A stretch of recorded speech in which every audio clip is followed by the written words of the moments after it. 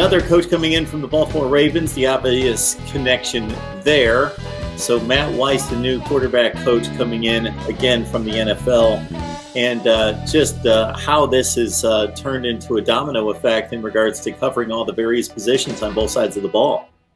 Yeah, well, let's go through it. This is the sixth new assistant coach that Jim Harbaugh has brought in this offseason, and he wasn't really intending on having to bring another one in. He had finalized the staff, and you mentioned it, spring ball starts today, so I think that makes it interesting as well that they're hitting the field with a guy coming in and Matt Weiss, who's now the quarterback's coach. So basically this happened, Friday afternoon.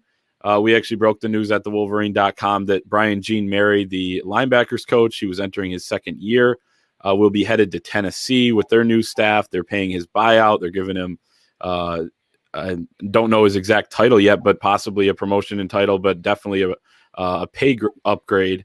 So he's headed to Tennessee. And then Sunday morning, everybody wakes up and Michigan is hiring Matt Weiss, the running backs coach from the Ravens. So you kind of got to piece things together. Running backs coach from the Ravens. So people are like, okay, does that mean Mike McDonald, the new defensive coordinator from the Ravens, who was the linebackers coach there, is going to coach linebackers? That means there's only 4 guys on the defensive side of the ball. Then hours later, we find out that Ron Bellamy, the wide receivers coach, will be moving to safeties. George Hilo, the safeties coach, who had just come in from Maryland, will be moving to linebackers, where he has actually more experience coaching.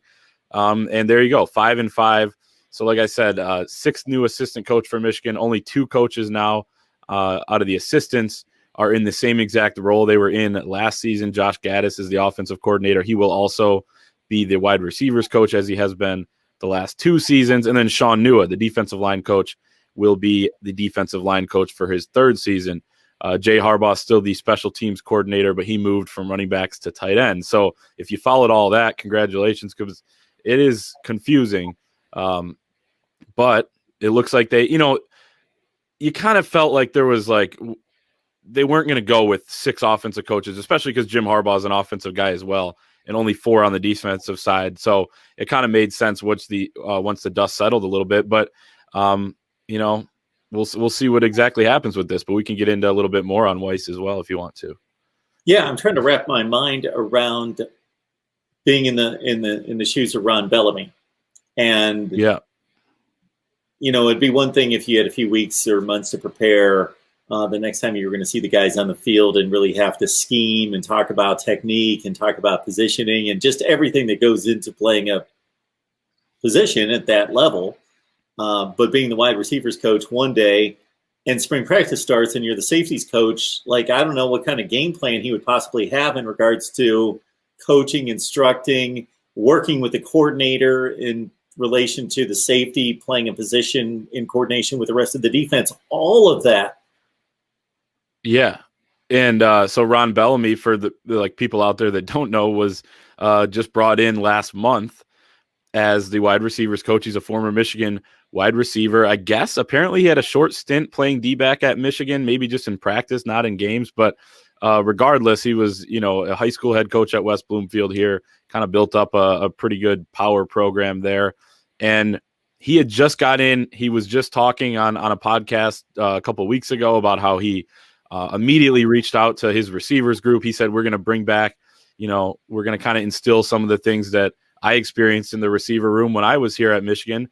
Well, now, so Mike, I guess my point is he hasn't been here where he knows all the guys anyway. He may have never met some of the guys that are defensive backs on this team. So, it's going to be a transition for him. I guess you could say, well, he wasn't that deep into being the wide receivers coach anyway. So it'll, work its way out. It is weird. I kind of thought maybe there was a small chance that they were going to push back spring ball just because of this. But I think it is smart to start spring practice early this year because you could go on a pause and you want to get it all in before the end of the semesters here. And who knows, how it's going to play out. Also, Michigan had a horrible season on the field. So I think they kind of wanted to get right back out there as soon as possible, especially having the 3 last games canceled. So a crazy scenario. But yeah, for Ron Bellamy, I'm sure he'll embrace it. But he was really diving headfirst into being the wide receivers coach, already recruiting every wide receiver target. So our group chat for our staff at thewolverine.com yesterday was like, man, these guys they're getting new primary recruiters like weekly at this point. The guys that they're recruiting. So it is what it is, I guess. Jim Harbaugh was forced to make a move. He could have just hired a linebackers coach. But the other thing about this is I think it kind of indicates that he was already looking at Matt Weiss just with how quickly this went down, and already kind of knew that he could shift some pieces around on his own staff, his existing staff, to make this happen. And I guess that's exactly what happened. Got Clayton Safety on the line from the Wolverine.com on Rivals. Please join him and the rest of the staff right there tracking Michigan football with the Wolverines going to spring practice, even though weather here in the Northeast and certainly throughout the Midwest, nothing close to spring. But we are hopeful here in the next few weeks. Luckily, they got a nice indoor building. That's why you build those big structures and pour all that money into the facilities. Exactly. So with Matt Weiss, I know I received a lot of questions. Okay, why are they hiring a running backs coach to coach quarterbacks? Well, certainly he was with the Baltimore Ravens on the offensive side of the football for 12 years, and prior to the 2 years at running back, he was working with quarterbacks and wide receivers based on what I gathered. And that was pre-Lamar Jackson, so that was more of a traditional downfield passing attack with Joe Flacco. Yeah, so that's the other interesting piece of this that I haven't even mentioned, that Jim Harbaugh was going to be the quarterback's coach. I guess if I kind of glossed over that earlier because, they were able to bring in a quarterback's coach to replace their linebackers coach because the head coach was going to be the quarterback's coach. And I think a lot of people were kind of excited about that because, he had been a quarterback's coach for the Oakland Raiders.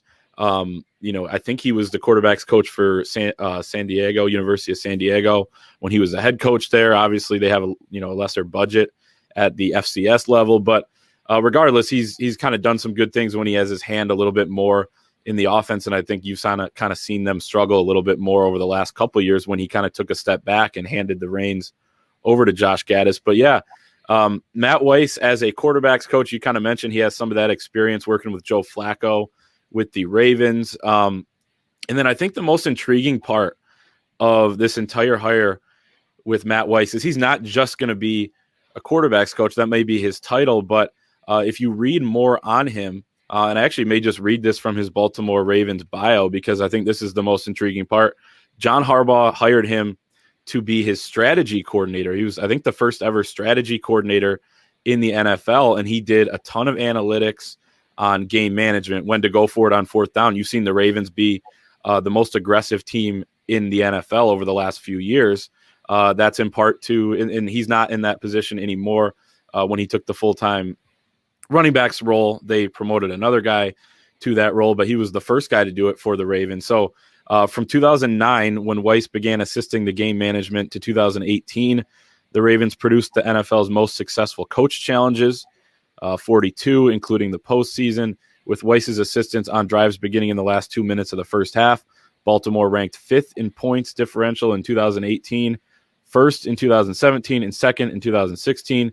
The Ravens were the only team to rank in the top 5 in this category in 3 straight seasons.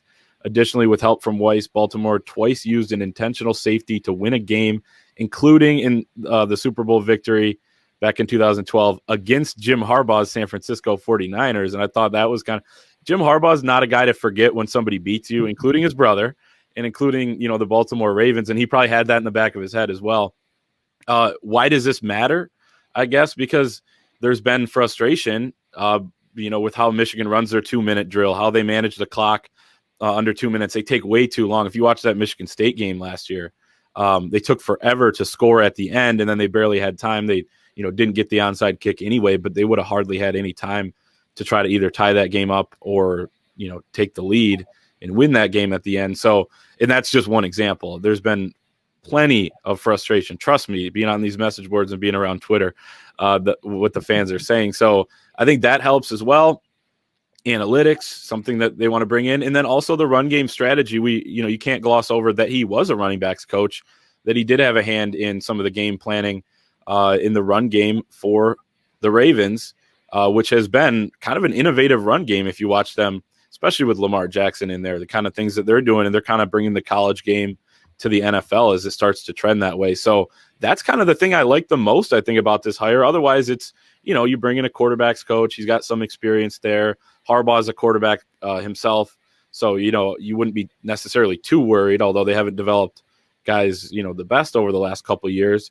But I think that's the number one thing with this hire. And I think that's what kind of people were hesitant at first with, trying to piece everything together and how it's going to work. But I think this has people a little bit more excited about it. Yeah, when you outline it like that, it makes a whole lot more sense, especially when you consider what's happening in places like Alabama, where they hire this wealth of NFL experience on staff to break down these kind of analytics and situations to clean them up. Because you would think, maybe on one hand, oh, why can't Jim Harbaugh know what the game situations are and the timing and clean that up himself? But there is a lot of traffic going on a college football sideline on a Saturday afternoon during these situations, trying to get, it's not what it was 20 years ago when everybody's going with the same 11 on both sides of the ball pretty much every down. You've got so many sub packages on both sides of the ball, personnel going in and out, trying to figure out what's going on, and the sophistication of working the clock management and the game management has just gone through the roof. And so whatever you can do to get everybody on the same page and understand what are the best decisions to be made on the field can be the difference between wins and losses, certainly.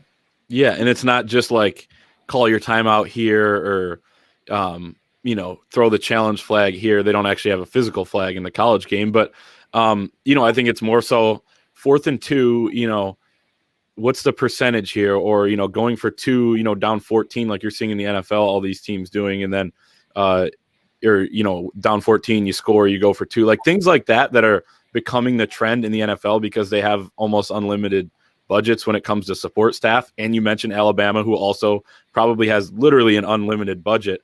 You see them bring in, that's why they bring in like the 1-year rental of that's going to be Doug Marrone as their offensive line coach, because they can, right? And they're just expending as much money as they can. Michigan doesn't necessarily have that. They do have a big budget, and you can't use that as an excuse at a place like Michigan. But like you mentioned, having guys, and somebody mentioned on our message board, this is kind of a sneaky way to bring an analytics guy down to the sidelines. It's not sneaky because it is what it is. He also is a coach and has a track record there, but it is kind of that trend. Like I keep saying, how you see more guys with an analytics background in the NFL, in college football now. And I think it was smart in that respect. Obviously we'll see how it plays out. I've said that with every hire that Michigan's made this offseason. You really won't know until you actually see the fruits of it on the field in the fall. Yeah, analytics taking over sports has made a whole lot of sense. And then to have that combination of, you got to have the football people teaching how to play football.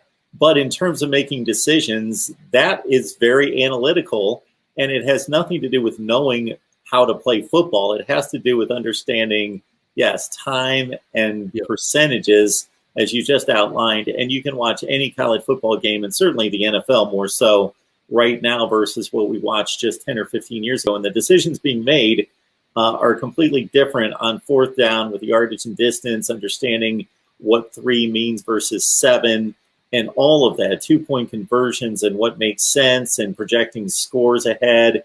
It's totally different and makes total sense, because football used to be it's 4th and 1, you punt. Regardless, you just punt.